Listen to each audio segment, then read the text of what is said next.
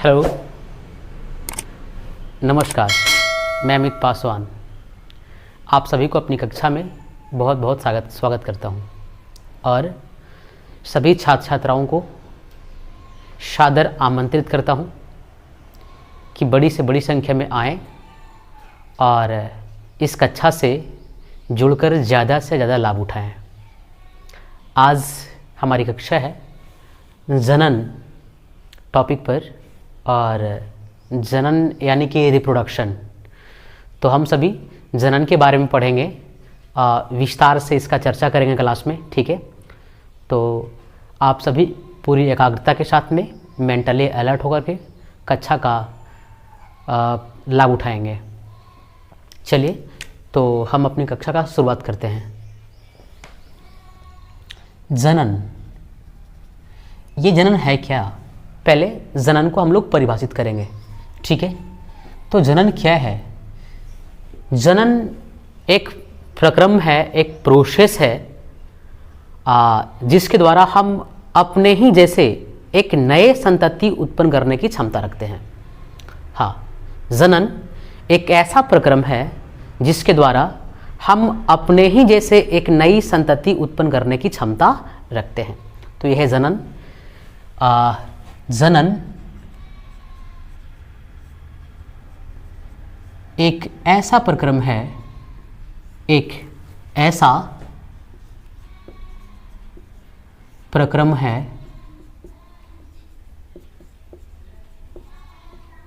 जिसके द्वारा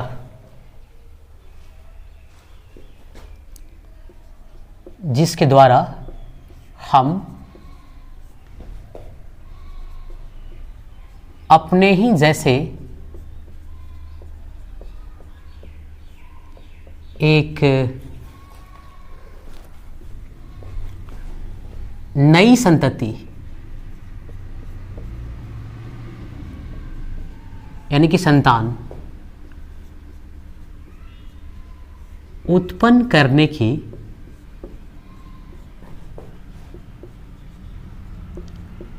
क्षमता रखते हैं। तो ये जनन है।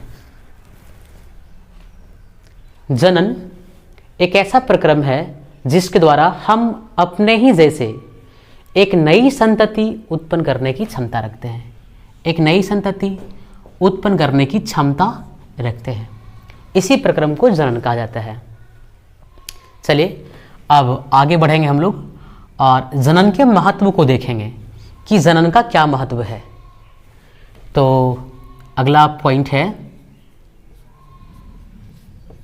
जनन का महत्व। और जनन का पहला महत्व है कि किसी वंश क्रम को बनाए रखने के लिए, किसी वंश क्रम को बनाए रखने के लिए,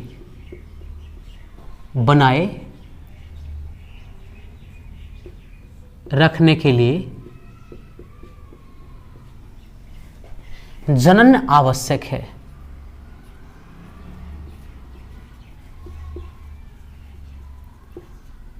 अगर हम चाहते हैं कि किसी वंशज का वंशक्रम बना रहे तो इसके लिए जनन अति महत्वपूर्ण है। अगर किसी वंशज के कोई खास पीढ़ी में जनन करने की क्षमता समाप्त हो जाए तो उसका वंशक्रम आगे नहीं बढ़ेगा, उसका वंशक्रम वहीं पे रुक जाएगा, उसका वंशज आगे नहीं बढ़ेगा। तो किसी वंशक्रम को बनाए रखने के लिए जनन आवश्यक है। जनन का दूसरा महत्व को देखते हैं। किसी स्पीसीज यानी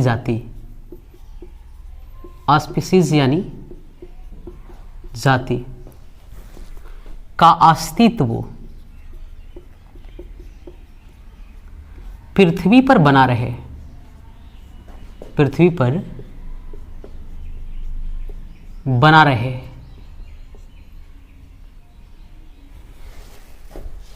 इसके लिए भी जनन आवश्यक है। इसके लिए भी जनन आवश्यक है।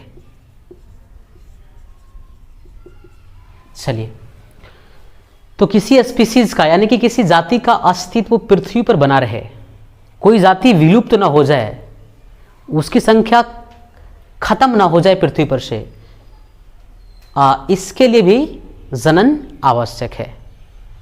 यानी कि किसी जाति का, किसी स्पीसीज का अस्तित्व पृथ्वी पर बनाए रखने के लिए जनन अति महत्वपूर्ण है। तो ये जनन की परिभाषा था और ये जनन का महत्व है। और अब हम लोग जनन के प्रकार के बारे में पढ़ेंगे। जनन का प्रकार,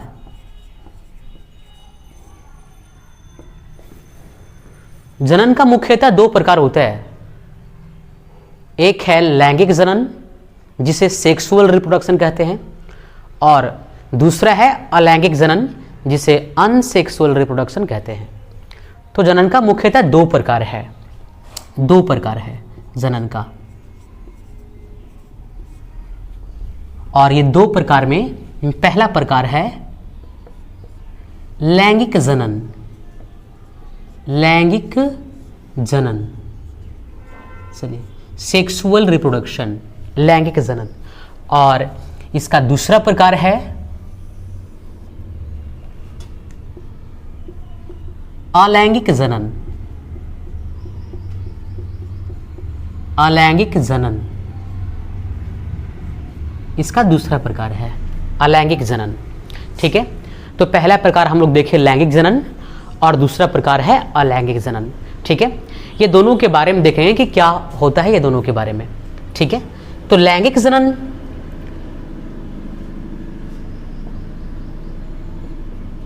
इसमें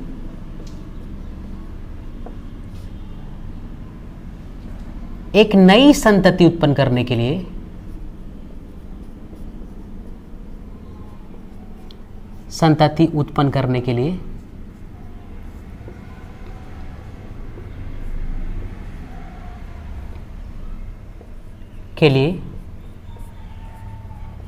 दो जनकों की आवश्यकता पड़ती है।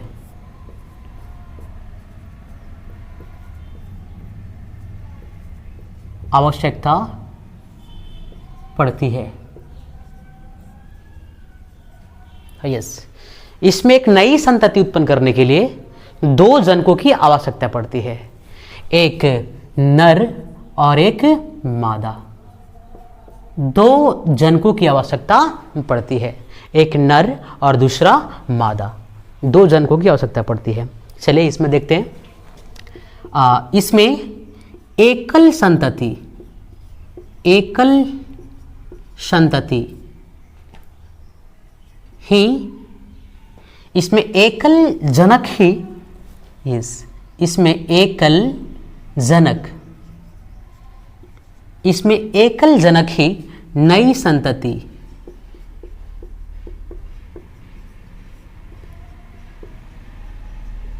उत्पन्न करने की क्षमता रखते हैं।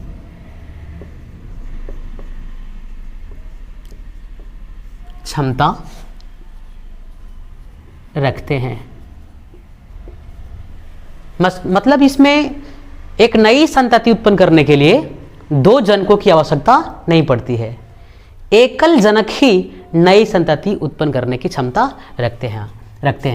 तो हमें इसमें ध्यान देना है कि इसमें एकल जनक ही नई संतति उत्पन्न कर सकते हैं और इसमें नई संतति उत्पन्न करने के लिए दो जनकों की आवश्यकता पड़ती है, नर और मादा। दो जनकों की आवश्यकता पड़ती है। चलिए, ये पहला था, इसको हम लैंगिक जनन और अलैंगिक जनन के परिभाषा के रूप में भी देख सकते हैं। ठीक है, चलिए, तो लैंगिक और अलैंगिक जनन में अगला क्या फर्क होता है, अगला फर्क को हम लोग देखेंगे। ठीक है, तो लैंगिक जनन द्वारा जो संतति उत्पन्न होता है उसमें समानता कम होता है और विषमता अधिक होता है। यस, लैंगिक जनन द्वारा उत्पन्न संतति में समानता कम और विषमता अधिक होती है, जबकि अलैंगिक जनन द्वारा उत्पन्न संतति में समानता अधिक होता है और विषमता कम होता है। हाँ, इसका उल्टा इसमें होता है। लैंगिक जनन द्वारा उत्पन्न संतति में समानता कम रहेगा और विषमता अधिक रहेगा, लेकिन अलैंगिक जनन द्वारा उत्पन्न संतति में विषमता बहुत कम होती है और समानता अधिक होता है। यस, अलैंगिक जनन द्वारा उत्पन्न संतति में समानता अधिक होता है और विषमता कम होता है। चलिए तो इसको लिखते हैं। इसमें उत्पन्न संतति में समानता कम और विषमता अधिक होती है, और विषमता अधिक होती है। चलिए, समानता कम और विषमता अधिक होती है, जबकि इसमें उत्पन्न संतति में समानता अधिक होती है। समानता अधिक और विषमता कम होती है। कम होती है। चलिए, तो हम लोग 2 पॉइंट देख चुके हैं। इसमें उत्पन्न संतति में समानता कम और विषमता अधिक होती है, जबकि इसमें उत्पन्न संतति में समानता अधिक और विषमता कम होती है। चलिए, तो हमें याद रखना है कि समानता कम होता है इसमें और विषमता अधिक होता है, और इसमें क्या याद रखना है, समानता अधिक होता है और विषमता कम होता है। चलिए, ये याद रखना है। अब हम सब तीसरा पॉइंट देखते हैं कि इसमें तीसरा अंतर क्या है। लैंगिक जनन में अगला पॉइंट क्या है, तो लैंगिक जनन जैव उद्भव में सहायक है। लैंगिक जनन जैव उद्भव में सहायक है। जैव उद्भव कहने का मतलब होता है नई जातियों की उत्पत्ति। यस, यानी कि लैंगिक जनन में नई जातियों की उत्पत्ति की संभावना बनी रहती है, जबकि अलैंगिक जनन में जैव उद्भव का संभावना नहीं रहता है। मतलब नई जातियों की उत्पत्ति की संभावना नहीं रहती है। अलैंगिक जनन में जैव उद्भव की संभावना नहीं रहती है, नई जातियों की उत्पत्ति की संभावना नहीं रहती है। तो ये तीसरा पॉइंट है। तीसरा पॉइंट लिखेंगे कि इसमें जैव उद्भव की संभावना बनी रहती है।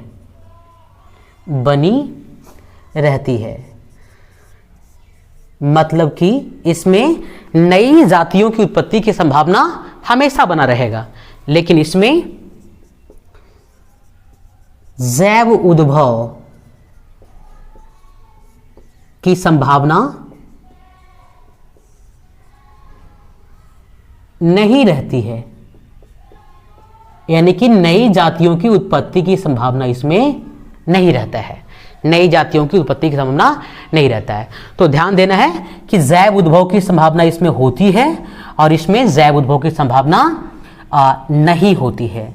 इस बात पे ध्यान देना है, ठीक है। जैव उद्भव क्या है, नई जातियों की उत्पत्ति को बोला गया है जैव उद्भव। चलिए, ये तीसरा पॉइंट हम लोग देख चुके हैं। इसमें लैंगिक और अलैंगिक में तीसरा पॉइंट तक देख चुके हैं, ठीक है। इसके आगे के पॉइंट हम लोग देखेंगे और इसको चलिए इसे इरेज करते हैं अब, ठीक है, मिटाते हैं ऊपर का।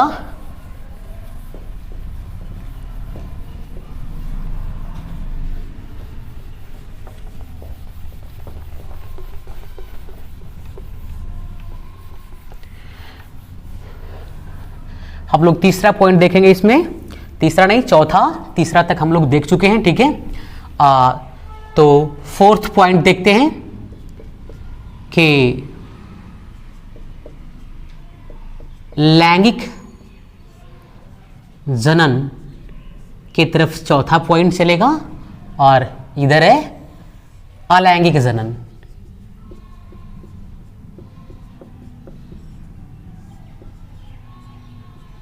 चलिए, तो अब हम लोग चौथा पॉइंट देखेंगे इसमें, ठीक है।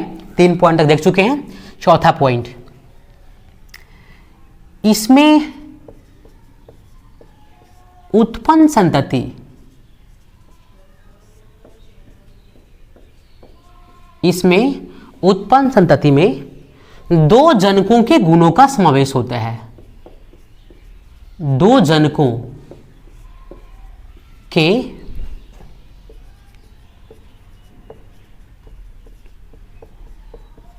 आनुवांशिक गुणों का समावेश होता है। यस, इसमें दो जनकों के आनुवांशिक गुणों का समावेश होता है। चूंकि लैंगिक जनन में दो जनक शामिल होते हैं, तो संतति में जो संतान उत्पन्न होगा उसमें दोनों जनकों के आनुवांशिक गुण पाए जाएंगे। तो इसमें दो जनकों के आनुवांशिक गुणों का समावेश होता है, जबकि इसमें एकल, जबकि इसमें उत्पन्न संतति में, उत्पन्न संतति में एकल मतलब एक ही एकल जनक के ही आनुवांशिक गुण पाए जाते हैं। आनुवांशिक गुण पाए जाते हैं। चूंकि इसमें अलैंगिक जनन में केवल एक ही जनक शामिल होता है, इसलिए इसमें उत्पन्न संतति में केवल एक जनक का ही आनुवांशिक गुण पाया जाएगा। तो इसमें दो जनकों के आनुवांशिक गुण पाए जाते हैं और उसमें एक ही जनक के आनुवांशिक गुण पाए जाते हैं। चलिए इसमें पांचवा अंतर हम लोग देखेंगे। पांचवा अंतर है, पांचवा अंतर के रूप में हम देख सकते हैं कि लैंगिक जनन द्वारा उत्पन्न संतति अधिक जीवनक्षम होते हैं। हाँ, लैंगिक जनन द्वारा उत्पन्न संतति पर्यावरण के प्रति अधिक जीवनक्षम होता है। पर्यावरणीय कारकों को ज़्यादा सहन करने की क्षमता इनमें होती है, यानी ये पर्यावरण के प्रति अधिक जीवनक्षम होता है। यस, तो लिखेंगे हम कि इसमें उत्पन्न संतति, इसमें उत्पन्न संतति में, इसमें उत्पन्न संतति पर्यावरण के प्रति, यस, पर्यावरण के प्रति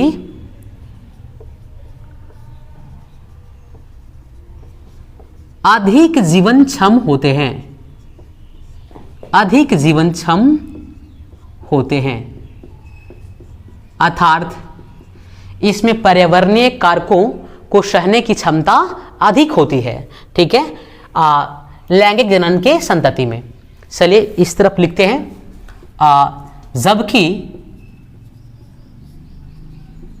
इसमें उत्पन्न संतति, उत्पन्न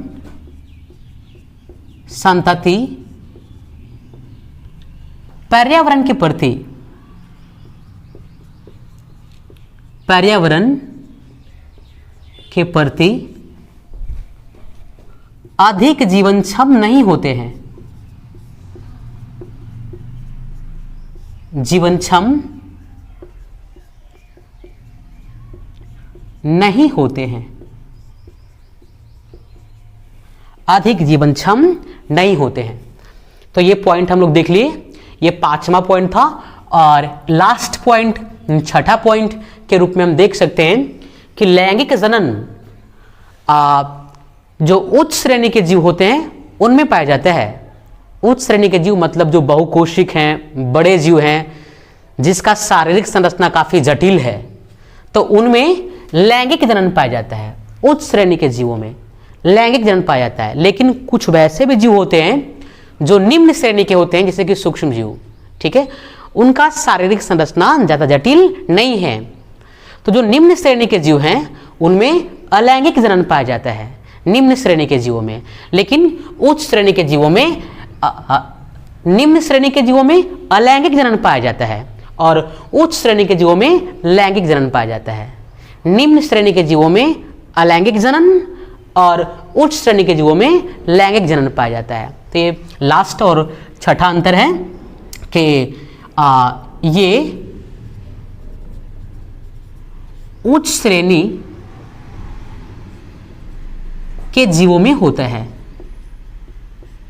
जीवों में होता है।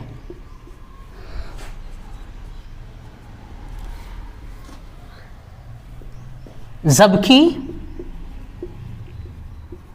ये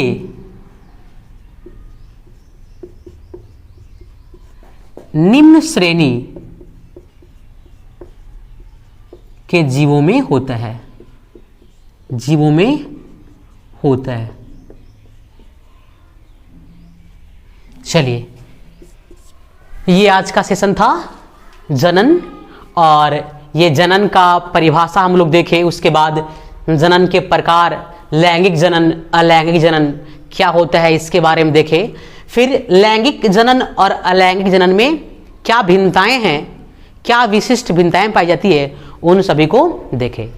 तो आज की कक्षा यहीं पे समाप्त करते हैं, और अगले का जो टॉपिक रहेगा वो अगली कक्षा में हम डील करेंगे। That's all.